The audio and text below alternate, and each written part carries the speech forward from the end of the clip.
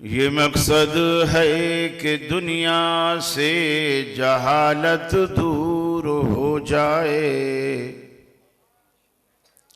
कलामुल्लाह से मोमिन का दिल पुरनूर हो जाए। या इलाही जब तक के मेरे जिस्म में जा रहे, तुझ पे सदक़े तेरे महबूब पे कुर्बान रहे। मैं रहूं या न रहूं पर दिल की है ये दुआ, दीन अहमद और इज्जत कुरान रहे। वाजिबुल एहतराम उलमाए किराम, इदारा हाजा की इंतज़ामिया, सदर मजलिस, असातिज़ा किराम, अज़ीज़ तालबा, हुफ़ाज़, हवेली लखा के मेरे अहले तौहीद मुस्लिम भाइयों, मेरी मुस्लिम माओं बहनों बेटियों,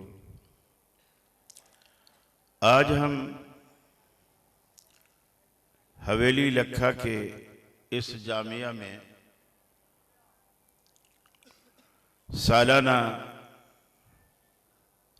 तकरीब में जमा हैं,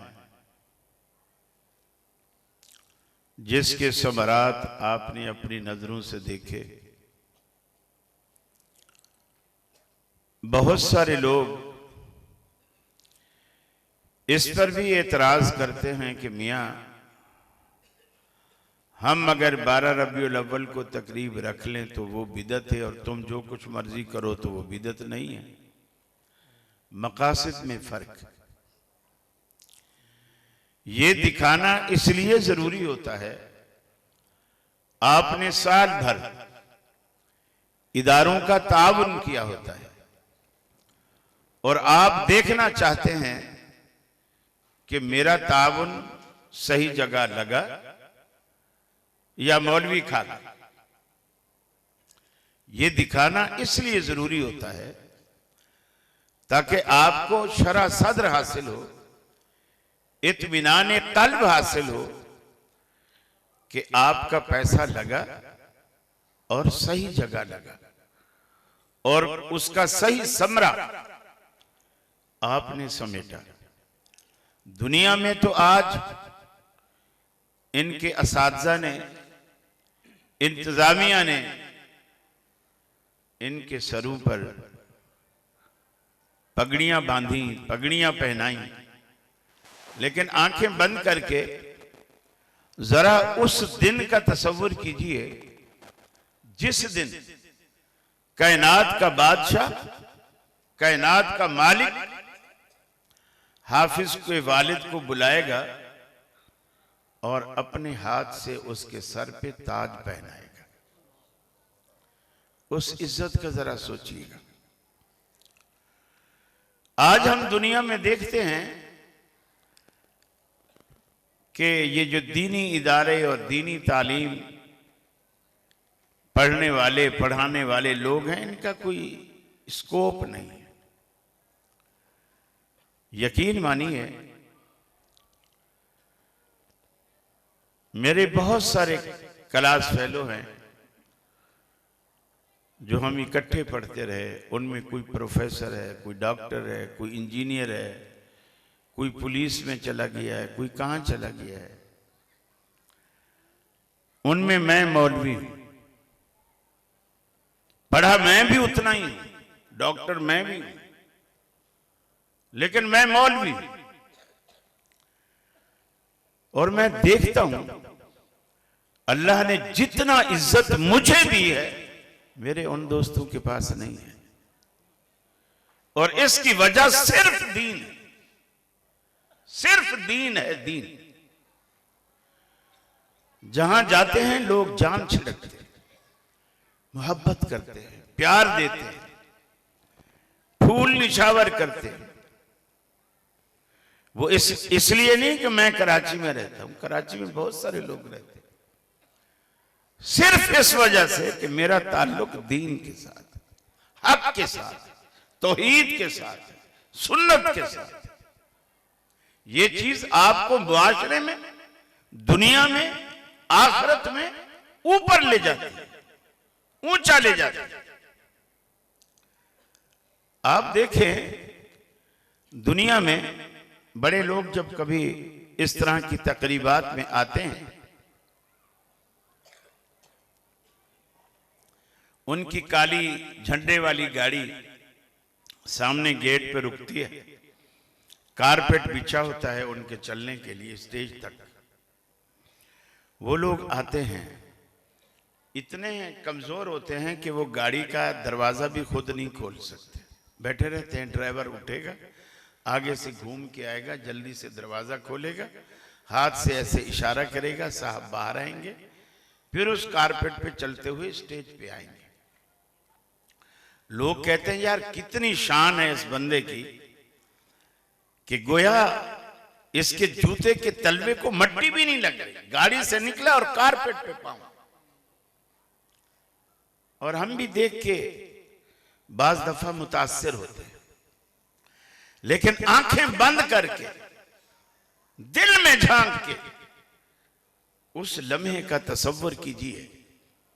अल्लाह के रसूल फरमाते हैं, जब कोई दीन का तालिब इल्म दीन पढ़ने के लिए, इल्म दीन सीखने के लिए अपने घर से निकलता है, उसके घर से लेकर उसके इदारे तक अल्लाह की रहमत के फरिश्ते उसके कदमों तले अपने पर बिछाते हैं। ये कारपेट क्या चीज है? आपके जूते तले रहमत के फरिश्तों के पर आते हैं। कोई मवाजना नहीं है इन चीजों का।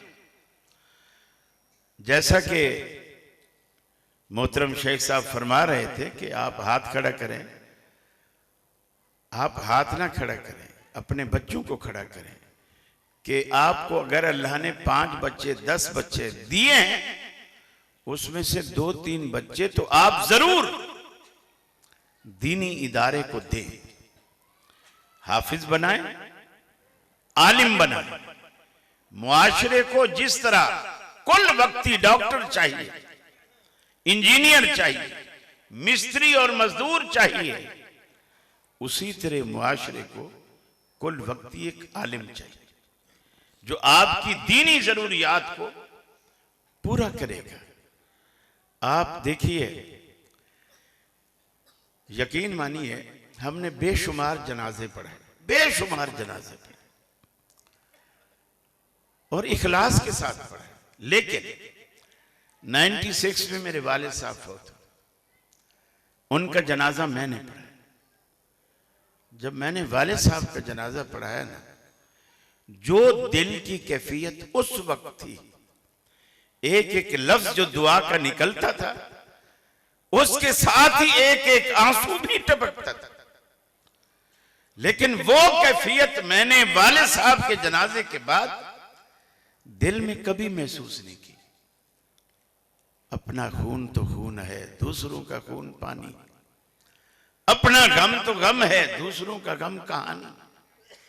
आप एक बच्चा अपने घर में ऐसा जरूर पैदा कीजिए जो हम जब मर जाएं, हमारा जनाजा उठे, जनाजा मेरा बेटा पढ़ा।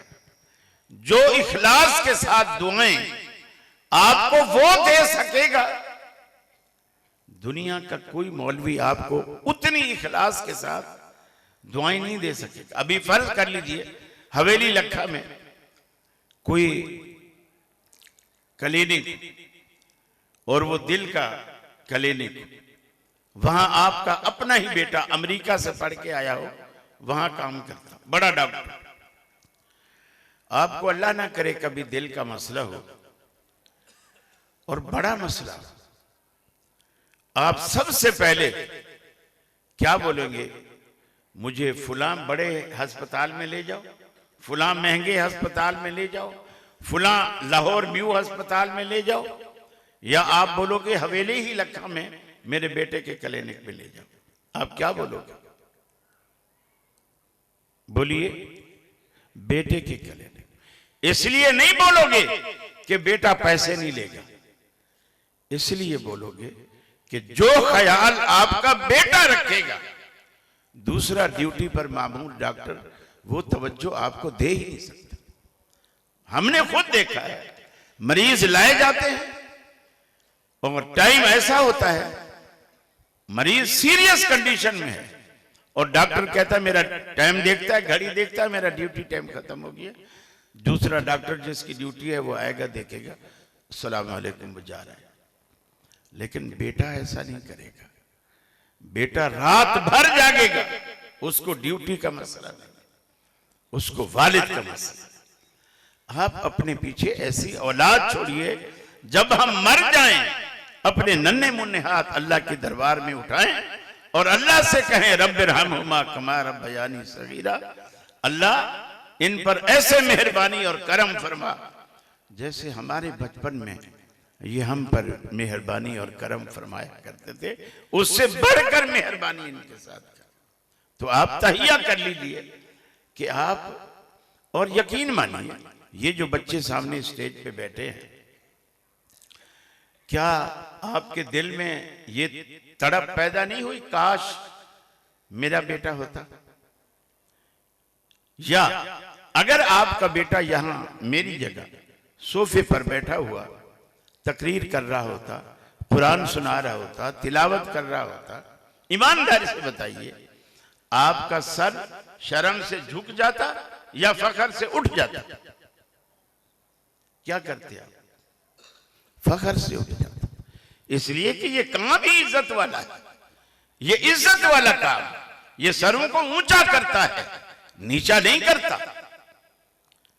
आप फौरन एक एक को बताते, ये जो आपने तिलावत सुनी है ना, ये मेरे पोते की तिलावत, इसलिए कि खुश होकर बता रहा। मुझे अच्छी तरह याद है, मैंने अलीपुर शहर में पहला जुम्मा पढ़ा, वो मेरा आबाई इलाका था, जिला मुजफ्फरगढ़ में। वाले साहब मुझे ले गए, मैंने अभी उस वक्त मैं बहावलपुर में पढ़ता था, पहला जुम्मा पढ़ाया मैंने। वाले साहब मैंने देखा जुम्मे के बाद जो भी उनका दोस्त आ रहा है, उनको जिनको पता था कि ये इनका बेटा है वो उनको मुबारकबाद दे रहे हैं, और जिनको पता नहीं था तो वाले साहब बता रहे हैं ये मेरा बेटा है जिसने जुम्मा पढ़ाया। इसलिए कि ये काम ऐसा है कि बाप को फख्र महसूस होता है बेटे के उस काम में, खुशी महसूस होती है। जैसे हजरत उमर फारूक ने रज़ी अल्लाह ताला अन्हु नबी करीम की जनाब में बैठे हैं, अबू बकर बैठे हैं और साहबा बैठे हैं। आपने एक सवाल किया, गोया वो सवाल क्या था, एक पहेली थी। आपने साहबा से पूछा, बताओ ऐसा कौन सा दरख्त है जिसके पत्ते नहीं झड़ते? सारे साहबा सोच में पड़ गए कि पत्ते तो सब दरख्तों के झड़ते हैं, ऐसा कौन सा दरख्त है जिसके पत्ते नहीं झड़ते? किसी को जवाब नहीं आया। रसूलुल्लाह सल्लल्लाहु अलैहि वसल्लम ने खुद बताया, वो खजूर का दरख्त है जिसके पत्ते नहीं झड़ते। जब हजरत उमर घर आए, अब्दुल्ला बिन उमर रज़ियल्लाहु ताला अन्हु भी घर में आए। उन्होंने हजरत उमर से कहा, अब्बू जब रसूलुल्लाह सल्लल्लाहु अलैहि वसल्लम ने पूछा था ना, उसी वक्त मेरे जहन में जवाब आ गया था, लेकिन मैंने इसलिए नहीं बताया कि मेरे अब्बा भी चुप हैं, सिद्दीक अंकल भी चुप हैं, फलाने भी चुप हैं, सारे बड़े बड़े सहाबा चुप हैं, मैं छोटा बात करते हुए बड़ों के बीच में अच्छा नहीं लगूंगा। सैयदना फारूक आजम ने कहा, बेटा अल्लाह की कसम, अगर तू उस वक्त इसका जवाब दे देता, मेरा सर फख्र से बुलंद हो जाता। बच्चे जब भी अच्छा काम करेंगे, मां बाप का सर फख्र से बुलंद होगा। और आप अगर चाहते हैं दुनिया में भी आपका सर फख्र से बुलंद हो और आखिरत में भी फख्र से बुलंद हो, और अल्लाह रब्बुल आलमीन आपको इज्जतों से नवाजे, तो आप ये काम जरूर कीजिए। यकीन मानिए पूरे हदीस के जखीरे में कहीं नहीं है कि डॉक्टर इतने रिश्तेदारों को बख्शवाएगा, इंजीनियर इतने रिश्तेदारों को बख्श। मैं ये नहीं कहता कि बच्चों को इंजीनियर ना बनाओ, वो भी मुआशरे की जरूरत है। लेकिन जो बख्शिश की बात है वो उलमा और हुफ्फाज के साथ खास, हत्ता कि ऐसे लोगों के दोज़ख में जाने के फैसले हो चुके होंगे और अल्लाह ताला के हाफिज को इज्जत देगा कि अगर तू इनकी सिफारिश करे तो मैं इनको बख्श दूंगा। वो सिफारिश, हालांकि अल्लाह ऐसे भी बख्श सकता था, लेकिन दुनिया को दिखाना चाहता है कि देखो मेरी नजर में मेरे कलाम को सीने में महफूज करने की क्या अजमत है, क्या कदर है। उसके जरिए सिफारिश करवाएगा और फिर अल्लाह रब्बुल आलमीन माफ कराएगा, उनको माफ करेगा। ये सौदा महंगा नहीं है। इस सौदे को जरूर जरूर अपनाइए, कीजिए। और वक्त का, जिंदगी का कोई पता नहीं। अगरचे हम समझते हैं 100 साल जिएंगे, मगर किसने देखा है। लिहाजा अल्लाह ताला ने अपने कलाम अपनी मखलूक को बहुत सारी बातें समझाई। उनमें एक बुनियादी बात है जिस पर अंबिया दुनिया में आए, सारे अंबिया पहली बात यही समझाते रहे, लोगों तुम्हारा रब एक है, उसके सिवा कोई माबूद नहीं।